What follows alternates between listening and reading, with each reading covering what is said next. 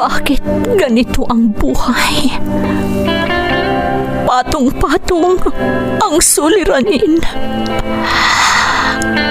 Bakit kahit anong aking gawin, di ko mahagilap ang solusyon? Bakit napakadilim ng mundo para sa akin? Kailan sisikat ang araw upang lumiwanag ang daang aking tinatahak? Upang lumiwanag ang aking mundo? Bakit napakailap sa akin ng magandang kapalaran? Napipili ba ang dapat mabuhay ng matiwasay? Ang dapat lumigaya? Tao rin ako. Ngunit bakit ako naisasantabi? Bakit?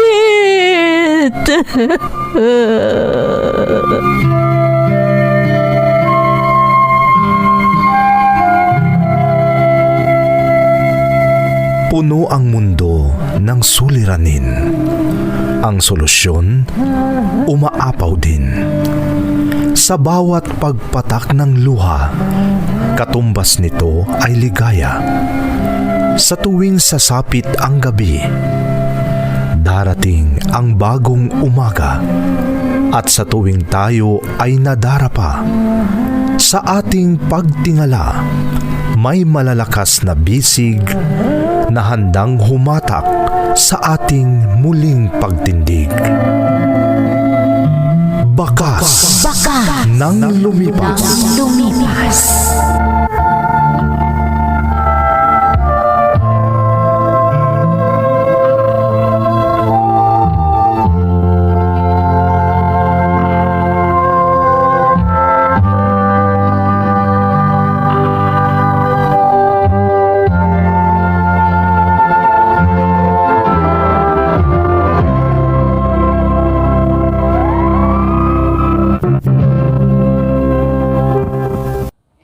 Don't forget to like and share and subscribe to this YouTube channel and hit the bell button.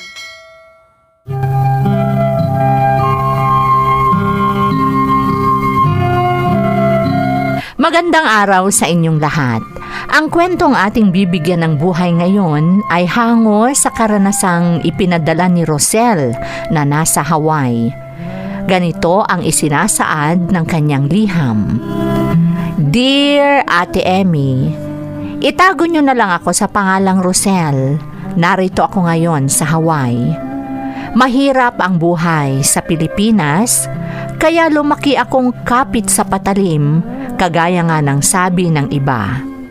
Hindi ko itinatanggi na nagtrabaho ako sa club noong kabataan ko dahil ito lang ang alam kong paraan noon para mairaos ang aking pamilya sa hirap. Sa tagal ko sa club, sari-saring clients ang aking nakasalamuha, pero pinakagusto ko ang mga foreigner na customer. Hindi ko inakalang ang pagiging ambisyosa ko ang magpapahamak sa akin, kaya naganap ang karanasang hindi ko makalilimutan.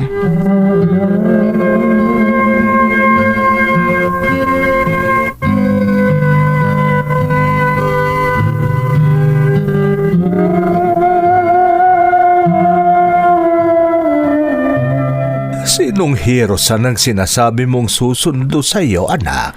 Ang kliyente ko sa trabaho ko, Itay. Nangako siya kagabi na susunduin ako ngayon para ipasyal. Anak, baka kung ano ang mangyari sa iyo sa ganyang ginagawa mo. Tay, wag po kayong mag-alala. Alam kong mag-ingat. Hindi ako pababayaan ng kliyente ko. Anak. At isa pa, parte ito ng trabaho ko, Itay. Alam niyo naman kung para kanino ang lahat ng ginagawa kong ito, hindi ba? Yun na nga. Sa ganung lugar ka nagtatrabaho. Pero parang inilulubog mo pa ang sarili mo sa kumunoy dahil sa pagsama-sama mo sa mga kliyente mo. Tay, hindi kung sino-sino ang kliyente na sinasamahan ko. Ang mga kilala ko lang na kliyente ang sinasamahan ko. Ay, Kaya wag na kayong mag-alala. At huwag niyong pansinin ang sasabihin ng sino man. Tandaan niyo, hindi tayo matutulungan ng mga tsismosang yan. Masyado lang silang pakialamero.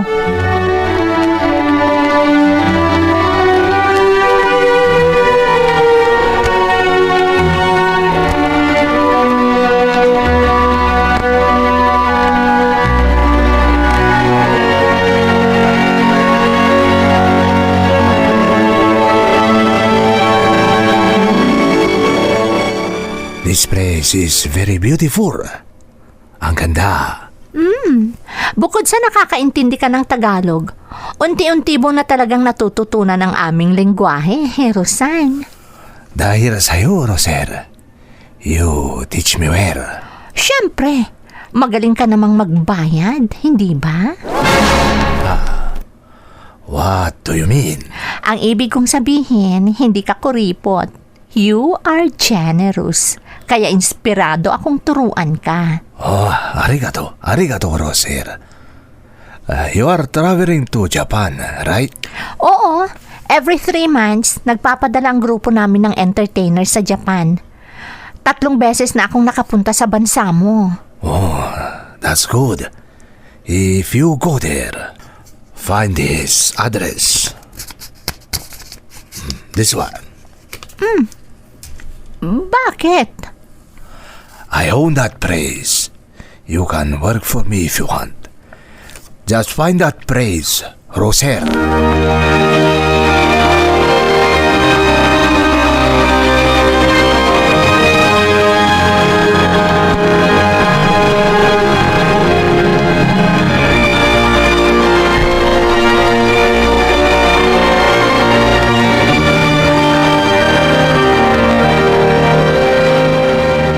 Elpidio, lubog na nga sa kumunoy ang anak mo, pero naghihirap pa rin kayo.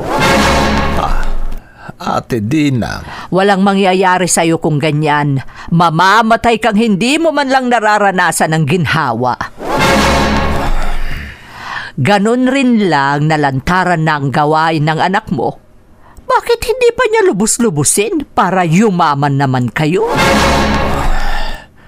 Salamat, Ate Dinang, ha? Sa lahat ng tao, sa'yo ko lang narinig yan. Ano ba ang mali? Nagsasabi lang naman ako ng totoo. Kaya hindi dapat sumama ang loob mo dahil wala kang karapatan. Tandaan mo yan, Elpidio.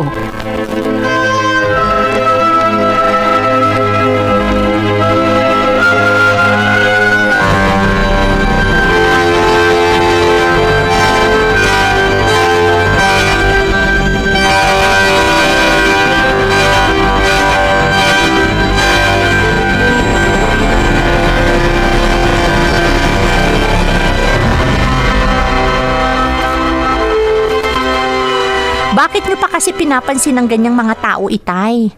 Sinabi ko naman sa inyo, hayaan niyo na lang sila. Hindi nila tayo matutulungan. Nangingialam lang ang mga yan. Matanong ko nga kayo, Itay. Nakita niyo na po ba na tinulungan tayo ni Tiang Dinang? Hindi pa, anak. Oh, tingnan niyo. Kaya wag na kayong magpapaapekto sa mga sinasabi niya. Wala namang silbi ang mga sinasabi niya. Lalo lang kayong maiinis kung makikinig kayo sa mga sinasabi niya. Sa bagay. Kaya wag niyo nang pansinin si Tiang Dinang, Itay. Hayaan mo siyang magsalita. Dahil gaya nga ng sabi ko, hindi naman niya tayo matutulungan.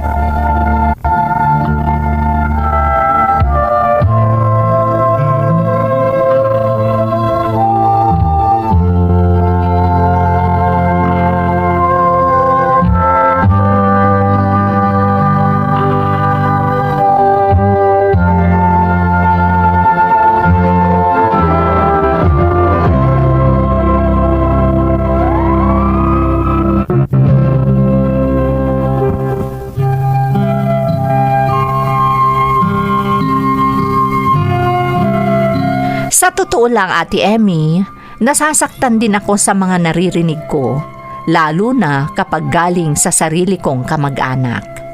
Gayunpaman, sinubukan kong maging matatag dahil ayokong pabayaan ang aking sariling pamilya. Nagpatuloy ako sa pagtatrabaho dahil ako lang ang inaasahan ng aking pamilya at talagang desidido akong iangat sila mula sa kahirapan. Patuloy din ang komunikasyon namin ni Hiro-san at lagi niya akong hinihikayat na hanapin ang address na ibinigay niya sa akin kung sakaling pumunta muli ako sa Japan.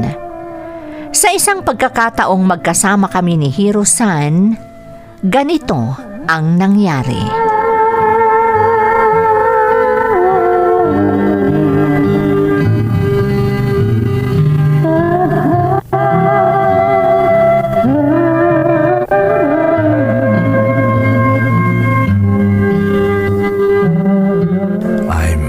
For you, Rosel. What? Anong sinasabi mo, Hiro-san? I'm telling the truth. I love you. Ikaw naman, Hiro-san. Imposibleng mahalin mo ang isang tulad ko na nagtatrabaho sa club. Babaeng mababa ang lipad. Rosel, if you want, I give you money. I give money to your family. Ano? I saw your house. Very small. I give money to your family to fix your house. But you need to come with me when I go back to my country. Seryoso ka? Are you serious, Hiro-san? Yes. If you want, I'll go with you now. I give money to your family. Let them fix your house. I will go with you.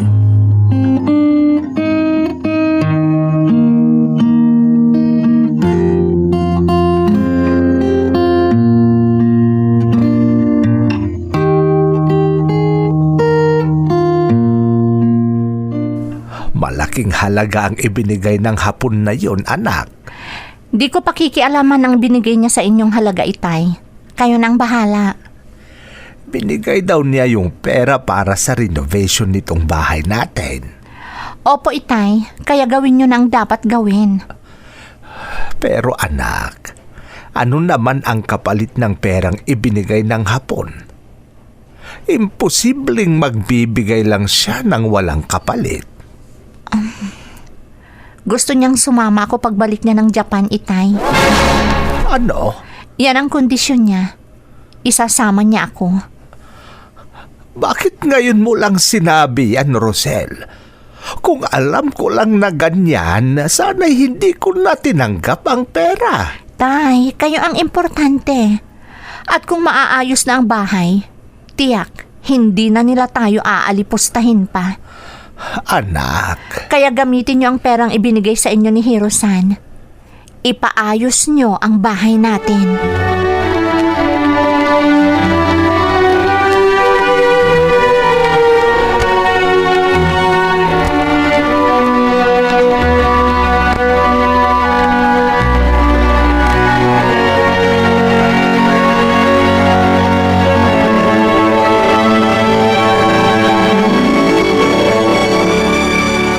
Bilib din naman ako sa iyo, Elpidio. Pinapaayos nyo na pala itong bahay nyo. Mukhang sinunod nyo na ang payo ko. Ate Dinang. Sa wakas, ginamit na ni Rosel ang utak niya.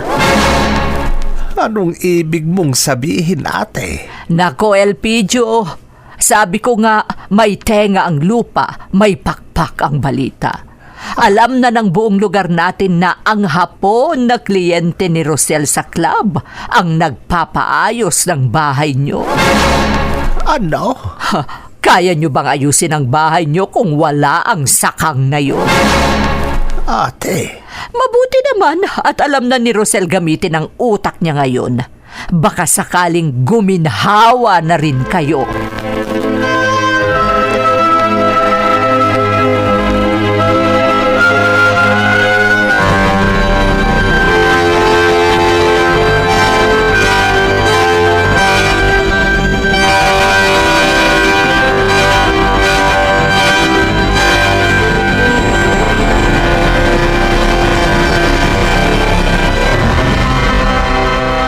hindi pa kayo sanay kay Chang.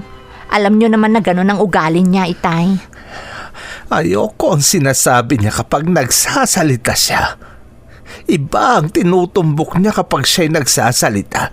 At hindi ko yun nagugustuhan, anak. Naiinggit lang yun, Itay. Ang akala kasi niya, talagang hindi na natin maipapaayos ang ating maliit at lumang bahay. Huwag nyo na lang siyang pansinin, Itay. Ang mahalaga ngayon, naayos na ang bahay natin. Oo nga pala, Itay. Aalis na kami ni Hiro-san.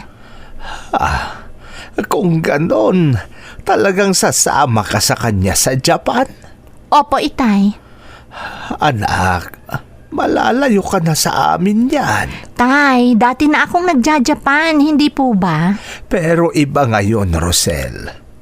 Alam kong dahil ginagastusan ka ng hapon na yon, gagawin ka na niya bilang asawa.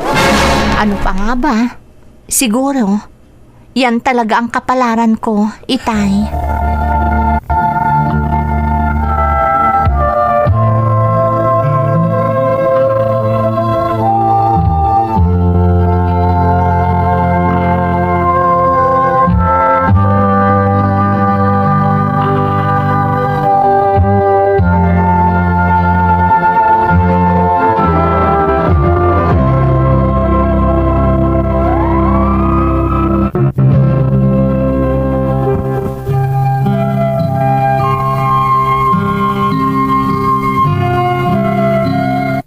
Bago kami pumunta ni Hiro-san sa Japan, napaayos na namin ang bahay namin, Ate Emmy. Inaamin kong wala akong pagmamahal sa hapon na yon. Pero nang makita kong guminhawa ang aking pamilya, pumayag na akong sumama sa kanyang bansa. Noong una, masaya kaming magkasama. Kaya nasabi ko sa sarili ko na mas mabuti na ang ganun kaysa patuloy ako sa pagtratrabaho sa club. Akala ko ay tuloy-tuloy na ang magandang kapalaran ko, kahit pa wala akong pagmamahal kay Hiro-san, ate. Pero nagkamali pala ako.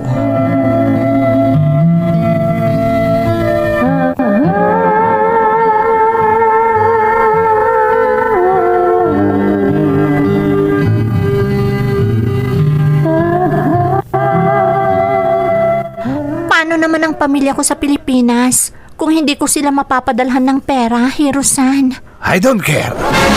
What? Hindi tama itong ginagawa mo. Kung sawa ka na sa akin, hayaan mo na akong magtrabaho para makapagpadala naman ako ng pera sa Pilipinas. Shut up! Sinasampal mo na ako ngayon.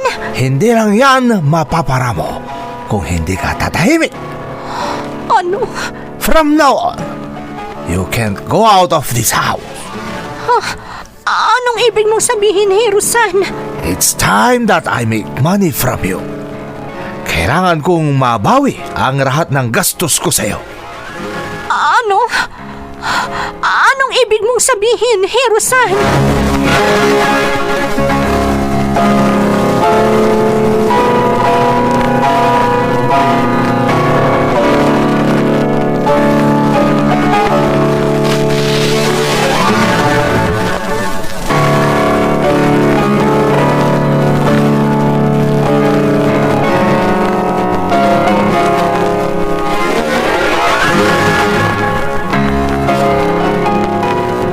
Ay nako, Elpidio, kung hindi pa sumama ang anak mo sa hapon, hindi pa gaganda ang buhay mo. Ate Dinang. Sino naman ang maniniwala na tututuhanin ng hapon na yun si Rosel? Imposibleng walang asawa yun sa Japan. Umalis ka na lang, Ate Dinang. Ayokong pakinggan ang mga sinasabi mo. Nasasaktan ka. Totoo naman ang mga sinasabi ko. Bakit ka nang gigigil? Gusto mo akong saktan dahil nasasaktan ka sa katotohanan, ha? Subukan mo, Elpidio, at makikita mo. Subukan mo lang. Diyan ka na, Ate Dinang. Kung hindi pa naglandi ang anak mo, hindi pa naayos ang bahay nyo. Nakakahiya kayo. Pah!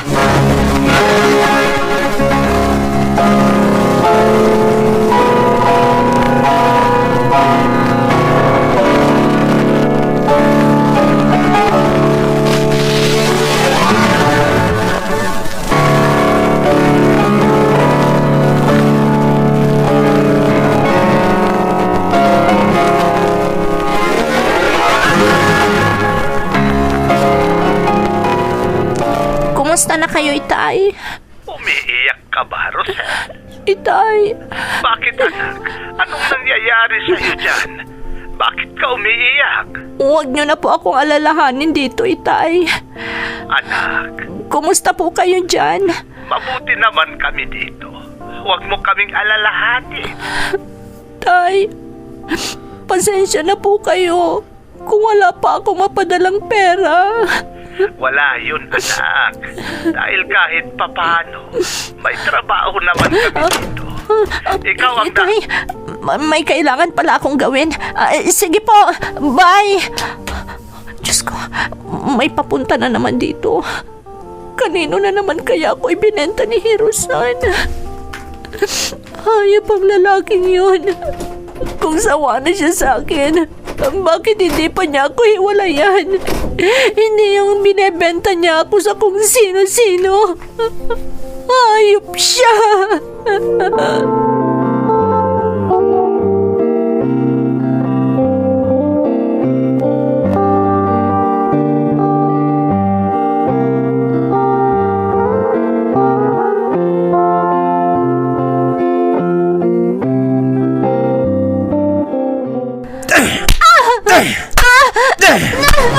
Tama na, Hirusan.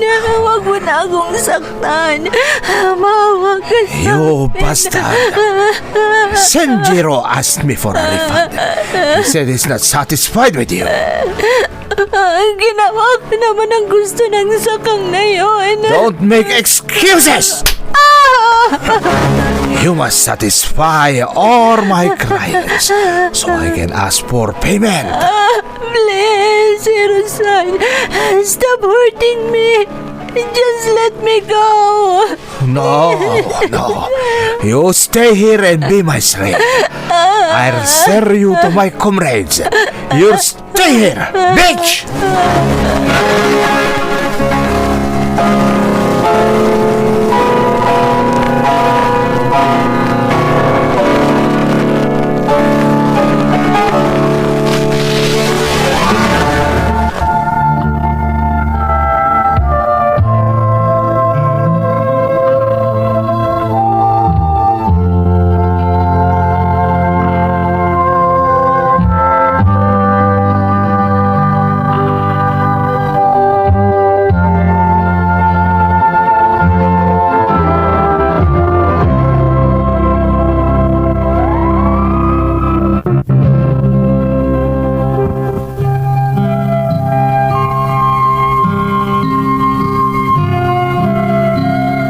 Sa loob ng mahigit 1 taon ay ibinenta ako ni Hirusan sa mga tulad niyang hayok sa laman, Ate Emmy. Sa kasagsagan ng sitwasyong yun, natuto akong manalangin at humingi ng gabay sa Panginoon. Marahil ay naawa ang Diyos sa akin at dininig niya ang aking mga panalangin.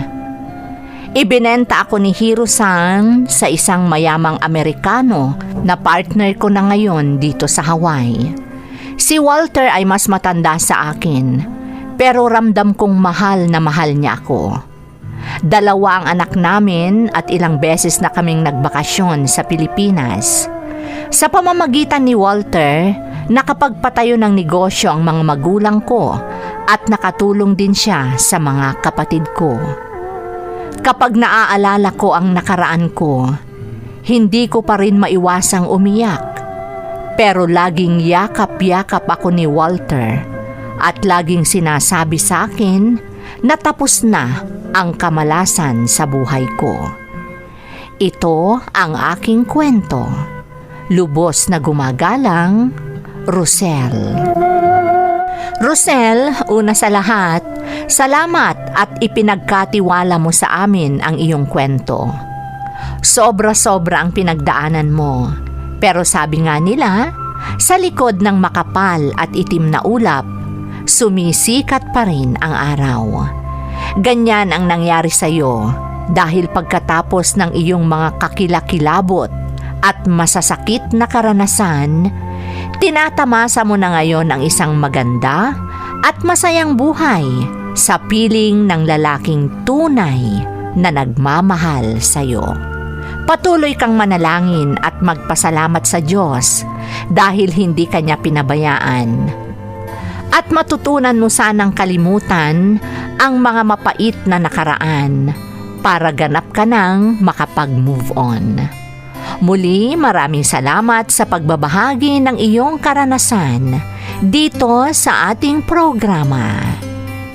Bakas ng Lumipas. Di man